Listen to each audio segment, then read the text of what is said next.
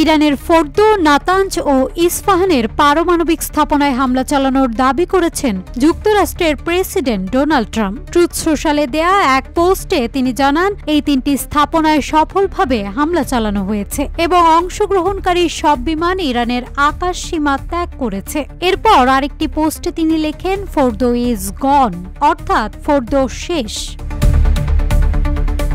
যুক্তরাষ্ট্রের কর্মকর্তারা জানিয়েছেন, এই হামলায় B-2 স্টিলথ বোমারু বিমান ব্যবহার করা হয়েছে। এর আগে গুয়ামে মার্কিন B-2 বিমান মোতায়েনের খবর পাওয়া যায়, তা এই অভিযানেরই অংশ হিসেবে ধারণা করা হচ্ছে। RICL TMX, যুগের পর যুগ স্থাপনা থাকে মজবুত। অন্যদিকে ইরানের রাষ্ট্রীয় টেলিভিশন ও স্থানীয় কর্তৃপক্ষ হামলার ঘটনা নিশ্চিত করেছে। কুম প্রদেশের ক্রাইসিস ম্যানেজমেন্টের মুখপাত্র মোর্তেজা হায়দারি জানান, ফোর্দো পারমাণবিক কেন্দ্রের একটি অংশ বিমান হামলার শিকার হয়েছে। ইস্পাহানের উপগভর্নর আকবর সালেহি বলেন, নাতাঞ্জ ও ইস্পাহানে বেশ কয়েকটি বিস্ফোরণের শব্দ শোনা গেছে এবং পারমাণবিক স্থাপনাগুলোর আশেপাশে বিস্ফোরণ হচ্ছে।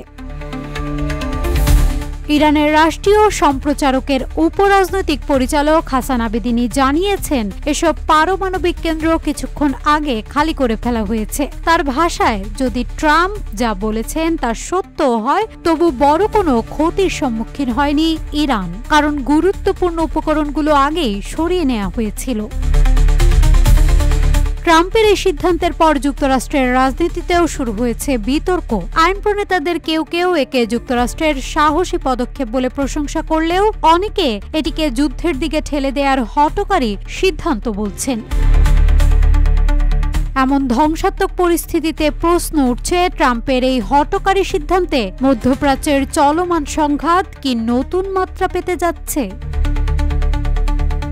নাজহাতুল তোয়া, রূপালী বাংলাদেশ।